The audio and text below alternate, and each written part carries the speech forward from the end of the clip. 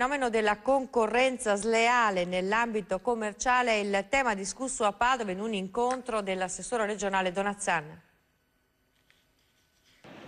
Il centro Grossisti è una storica ed imponente realtà commerciale di Padova distribuita in 160.000 metri quadrati e capace di ben 600 posti di lavoro. La struttura è stata visitata dall'assessore regionale competente del Veneto, Elena Donazzan, in occasione di un incontro per parlare di concorrenza sleale e contraffazione, fenomeni favoriti nel contesto di una congiuntura difficile e dalla presenza straniera, in particolare cinese e dell'Est Europa. Maggiore rispetto delle regole e controlli accurati, queste le richieste dei commercianti.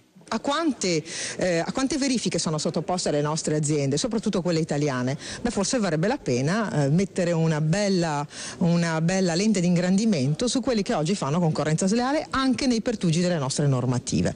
E quindi tolleranza zero significa far rispettare le leggi a tutti. Il messaggio deve essere dato a noi stessi, principalmente io sono l'assessore al lavoro del Veneto, le mie azioni saranno conseguenti rispetto a questo. Dall'altra dare un messaggio ai consumatori. Il potere d'acquisto, seppur diminuito, è ancora nelle mani del cittadino consumatore. La consapevolezza di acquistare una maglietta in meno, ma che sia italiana, significa difendere un posto di lavoro italiano.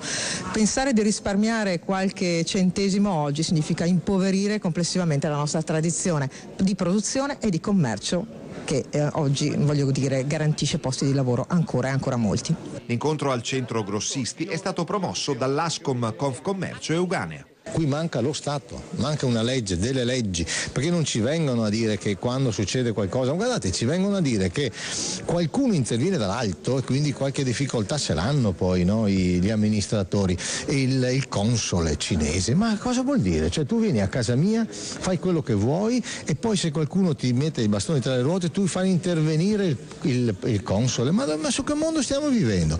Allora io credo che è la politica nazionale che è mancata, ma sappiamo tutti era impegnata su altri fronti, quindi no, sui fronti loro magari nel finanziamento dei partiti, nel non fare la legge elettorale su una serie di cose e quindi avevano poco tempo per noi commercianti piuttosto che per il problema cinese. Oggi però è diventato fondamentale. Ecco, il fatto che ci sia l'assessore oggi regionale qui è una cosa, come dire, da tenere veramente preziosa. A Udine c'è stata invece la cerimonia